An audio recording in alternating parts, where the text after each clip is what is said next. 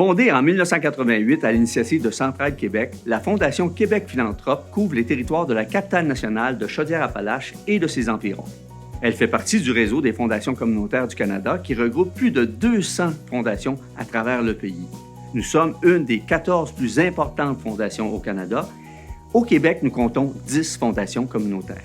À la Fondation Québec Philanthrope, nous comptons sur plus de 850 créateurs de fonds philanthropiques pour plus de 100 millions de dollars d'actifs.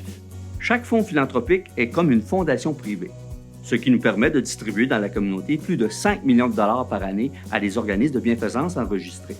Nous administrons tous ces fonds et nous occupons de tous les volets administratifs et légaux. Il n'y a pas de coût associé à la création des fonds philanthropiques. À chaque année, nous analysons les besoins de la communauté pour guider les créateurs de fonds dans leurs choix.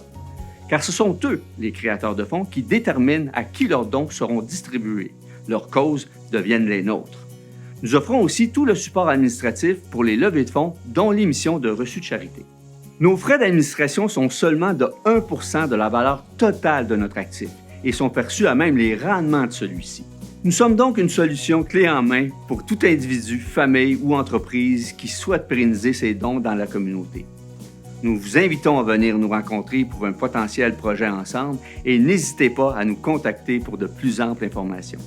Maintenant, j'aimerais vous présenter Mme Maude Caron-Morin, associée avocate fiscaliste chez Terrien Couture Jolicoeur, qui vous partagera de l'information très pertinente sur la création de fonds philanthropiques.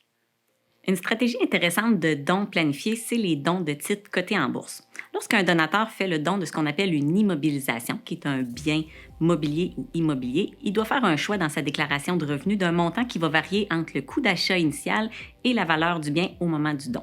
Le montant choisi est important parce qu'il va servir de produit de disposition réputé du bien pour calculer son gain en capital découlant du don, mais ça va également être le montant qui va permettre de calculer son crédit d'impôt pour don.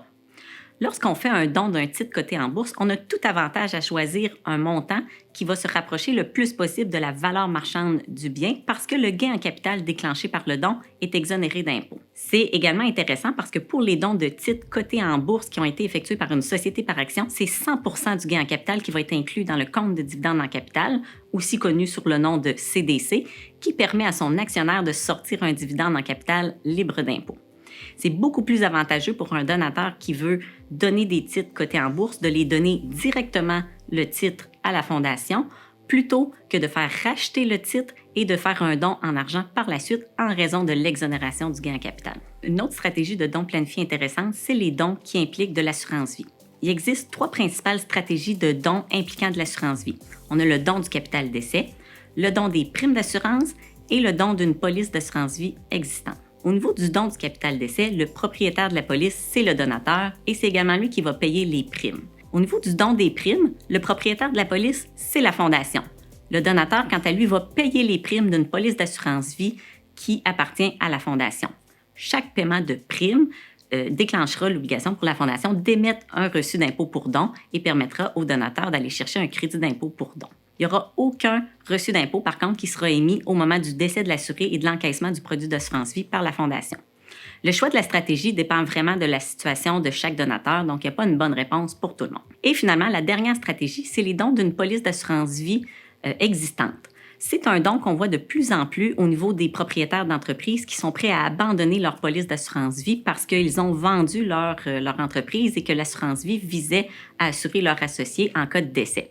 Donc, plutôt que de racheter cette police d'assurance-vie-là, ça peut être une bonne idée de faire un don de cette police d'assurance-vie-là qu'on est prêt à abandonner ou à racheter et de la donner directement à la Fondation. C'est également plus avantageux de faire le don directement de la police d'assurance-vie existante plutôt que de la racheter et de faire le don en argent à la Fondation.